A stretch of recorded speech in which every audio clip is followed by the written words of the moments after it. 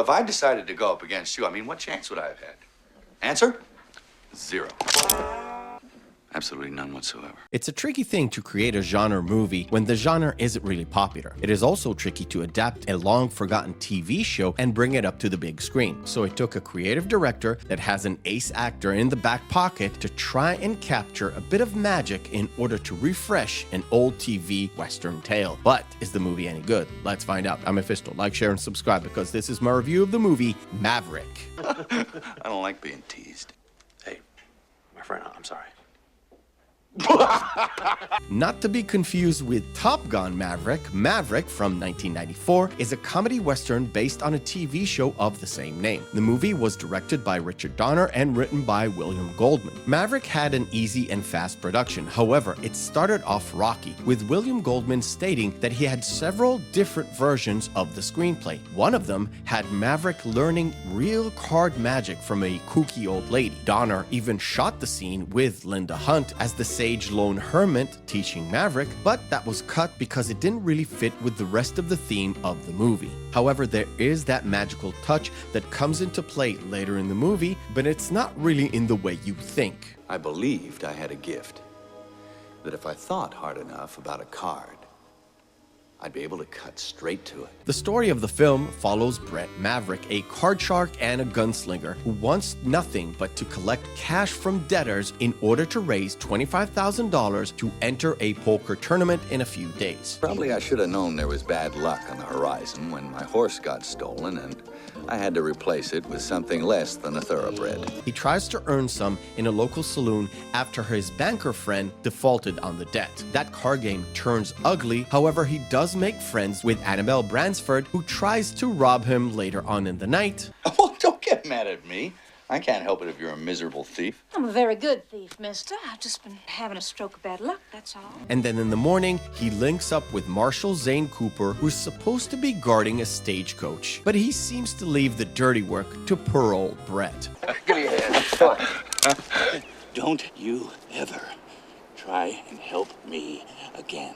Along the way to the game, Brett gets mixed up with some bandits, Indians, a Russian duke, and some other card sharks that got cheated out of their money as he tries desperately to get to the game with the money and try to win big. I just called you a cheat.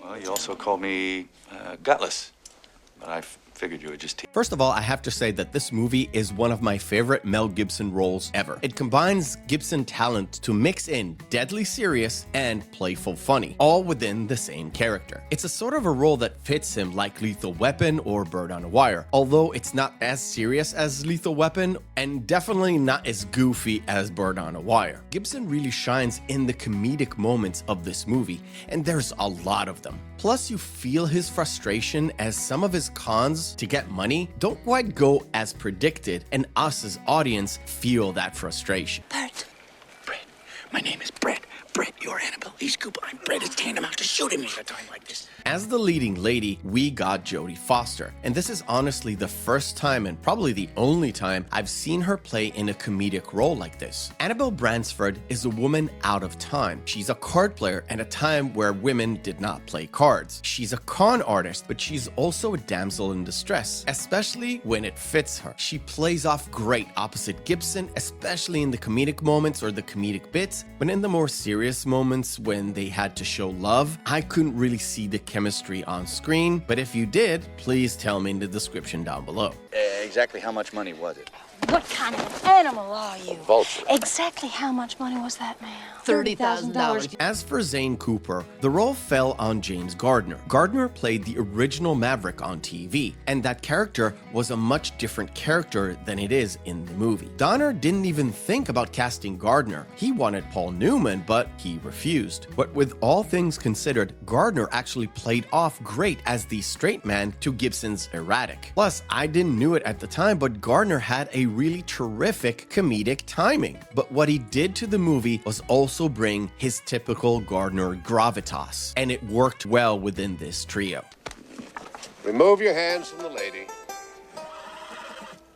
Sometimes when you least expect it, your hero arrives. Maverick is not your typical Western. It is a comedy first. The comedy is mostly born out of interactions between the characters. All clearly have agendas that contradict each other. This, of course, rolls in the face of Maverick that has to either deal with these people, scam them, or do something that you and me would consider heroic. And this is all to get what he wants. And because most of the hard stuff falls on Maverick, he is frustrated, and that leaves Gibson to create some comedy.